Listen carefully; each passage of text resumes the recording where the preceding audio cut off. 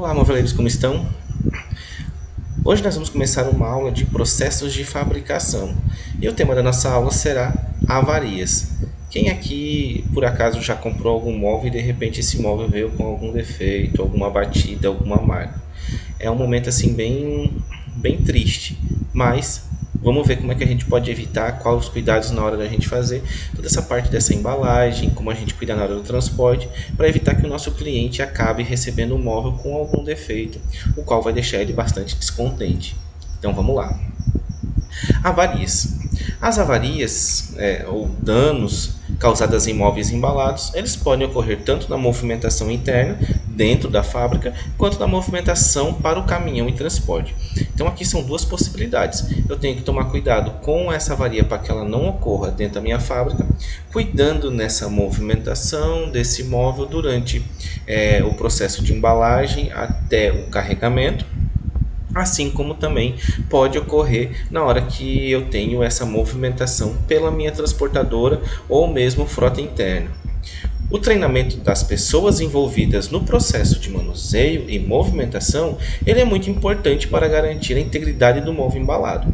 Então é claro, sempre o conhecimento ele vai ser válido, todo o treinamento ele é válido para que eu comece a evitar pequenos defeitos, pequenas dores de cabeça que elas são inconvenientes dentro desse nosso processo. Afinal de contas, todo esse processamento ele precisa ser feito sempre com muito cuidado. Aí a gente lembra lá das nossas aulas de gestão da qualidade, onde eu preciso estar fazendo e conferindo, onde eu preciso estar atento, onde todos são importantes nesse meu processamento, desde que eu recebo minha matéria-prima até que eu vá entregar esse produto na casa do cliente.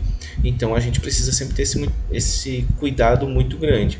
Se eu tenho a minha frota própria, eu tenho que ter os meus colaboradores qualificados, treinados na forma como eles devem manusear essa carga, formas de empilhamento, formas de movimentação dessa carga da fábrica para dentro do caminhão, de dentro do caminhão para as lojas ou de dentro do caminhão para a casa do cliente, como desembalar esse produto, enfim. E claro, se eu faço esse transporte por transportadores, sempre buscar aquela transportadora de confiança que tenha todo um cuidado com esse meu produto que eu estou mandando e que cuide muito bem dele como eu cuidaria caso fizesse esse transporte.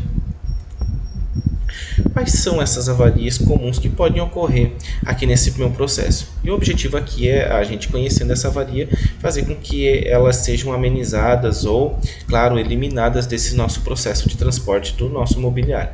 A primeira delas, a gente vai falar aqui da quebra. Então, esta avaria ocorre devido a quedas, impactos ou choques sofridos durante o manuseio e transporte.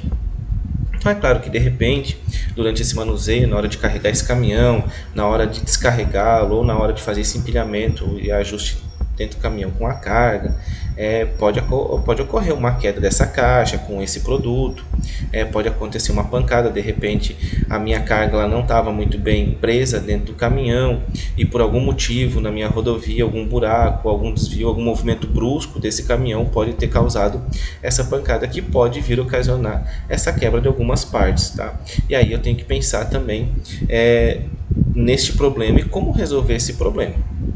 Então, as partes mais frágeis do móvel são as mais facilmente quebradas. Quando isso acontece, uma nova peça deve ser reposta, ocasionando custos para a empresa. Então, entenda, se o cliente recebe um móvel com alguma parte quebrada, é claro que ele vai solicitar assistência. E aí vai chegar esse pedido de assistência técnica na empresa e ela será responsabilizada por produzir essa nova peça, fazer a troca, fazer a manutenção desse produto, sem que isso tenha um custo adicional para o cliente. E é a fábrica que vai cobrir todo esse custo. Então, além do cuidado da movimentação, a embalagem deve ser projetada para evitar tal dano.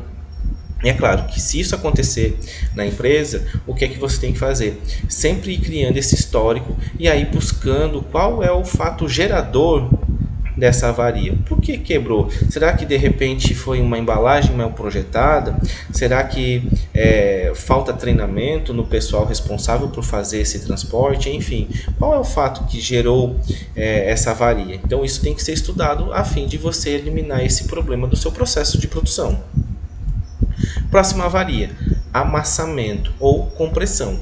Então, quando empilhadas, as embalagens são comprimidas e tendem a sofrer danos, como amassamento de superfícies e cantos. E isso, claro, caso a embalagem não seja adequada ou o número máximo de empilhamentos seja excedido.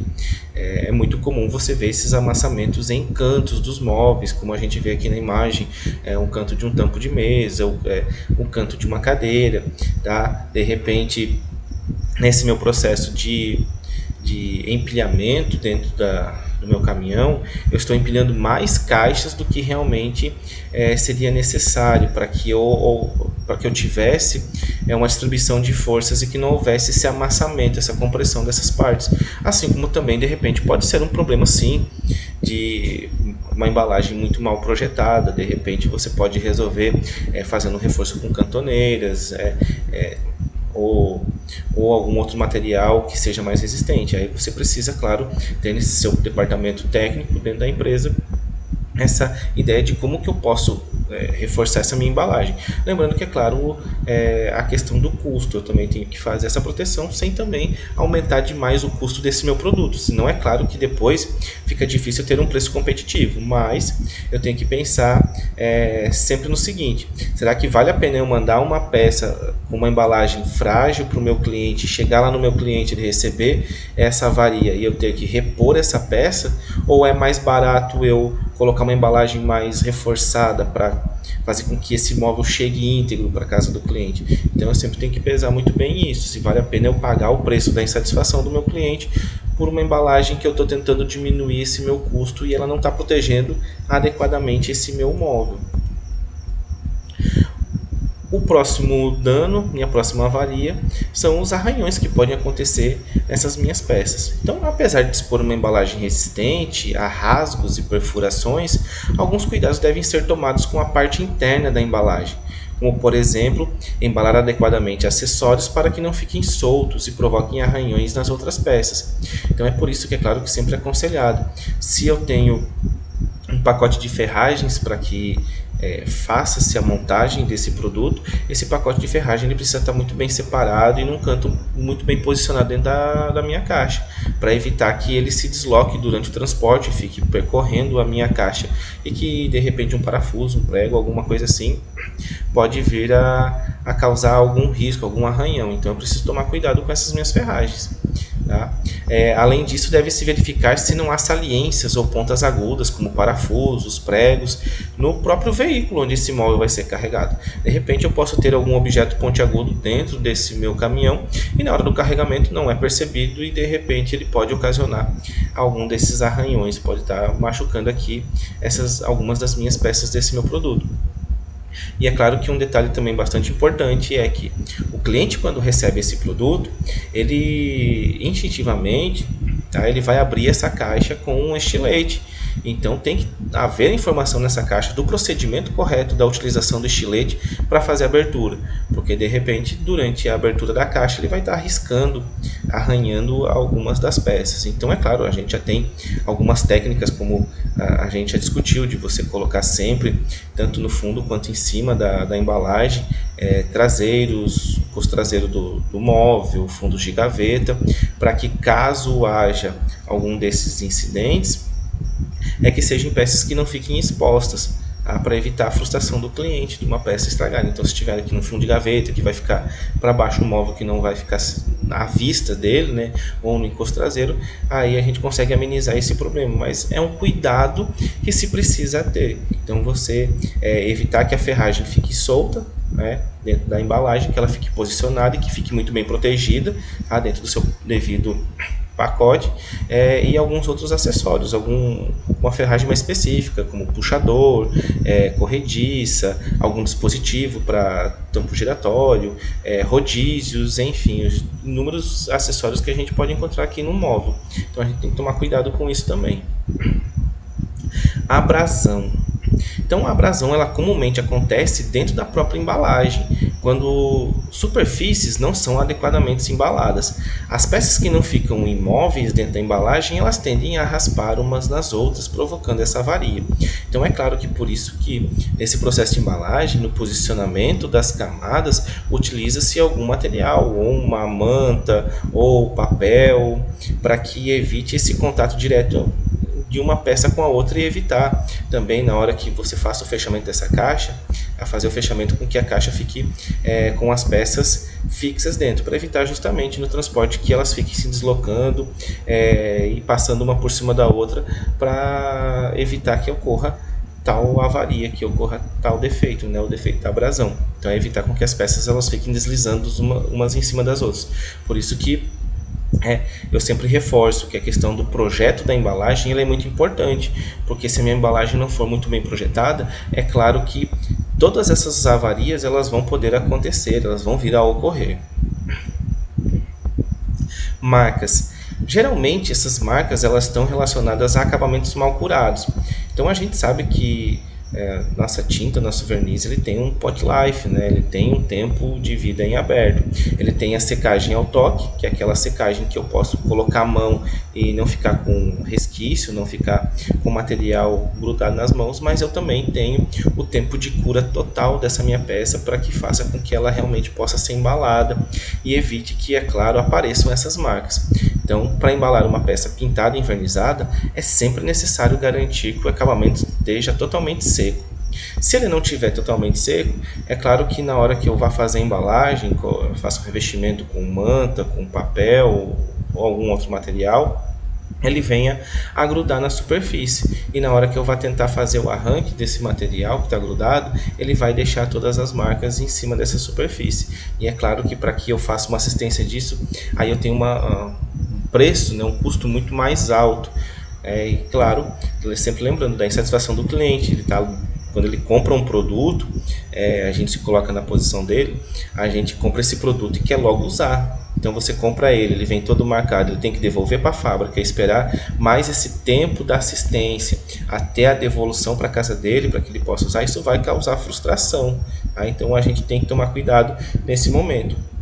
É muito preferível que eu estou com um produto para entregar hoje, está para carregar hoje, terminou de pintar, vamos deixar secar e avisar o cliente que ele vai chegar com atraso, porque é melhor o cliente esperar 2, 3, 4 dias o atraso desse produto para que eu tenha esse ciclo encerrado, que ele seja embalado com segurança, do que eu faça esse transporte e depois de 15 dias esse produto esteja de volta à minha fábrica por problema de assistência que leve mais 15, 30 dias para que eu devolva ele para o cliente. A insatisfação é muito maior. Então é melhor ele vai ficar muito mais satisfeito se você for honesto com ele, tá? Do que ele receber esse produto porque você fez as pressas e depois ter que devolver para assistência.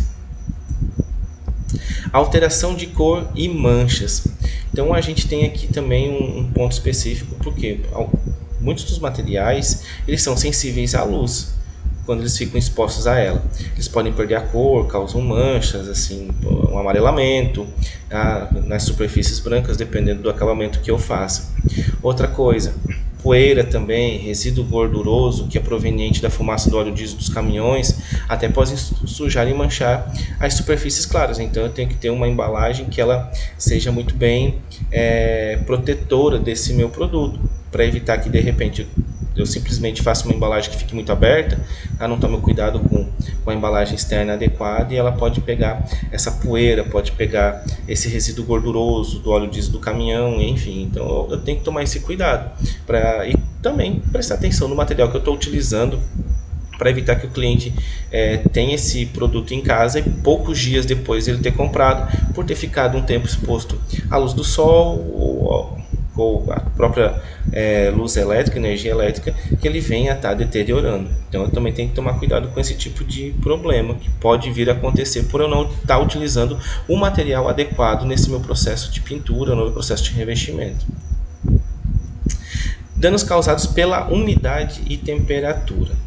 Então a gente sabe que devido às variações de temperatura e umidade, até mesmo dentro dos caminhões, você fica imaginando que você tem um produto que vai ser carregado aqui, descarregado Paraná, Santa Catarina, Rio Grande do Sul, Mato Grosso, enfim, São Paulo, ele vai ter uma oscilação de umidade e de temperatura muito elevada.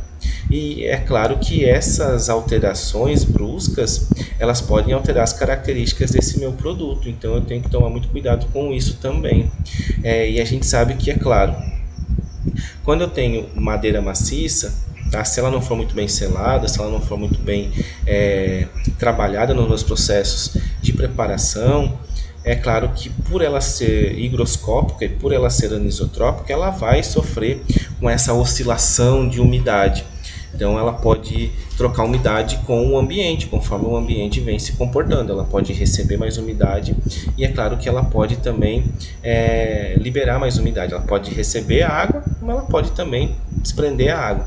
Então com essas mudanças eu posso ter aqui um abaulamento, que é um inchaço, por ela estar recebendo mais umidade no ambiente mais úmido. Tá? Isso geralmente acontece com madeira que passou por um processo de secagem falho. Se ela não tem um processo de secagem adequado, que chegue num ponto de secagem que realmente ela se torne estável, ela vai estar trocando essa umidade e aí vai estar acontecendo esse tipo de problema. E quando ela tem uma baixa umidade, que ela vai perdendo essa água, ela vai sofrer um empenamento, ela vai começar a encolher, a madeira vai começar a se retorcer.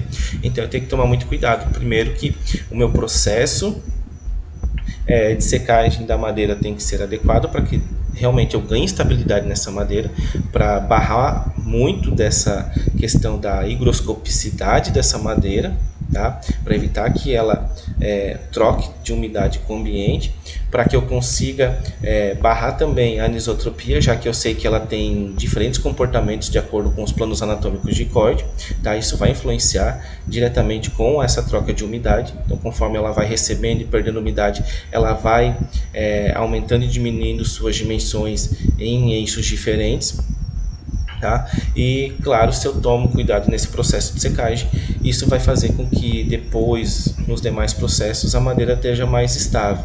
Tá? E se eu trabalhar também com algum painel, os painéis geralmente eles já são mais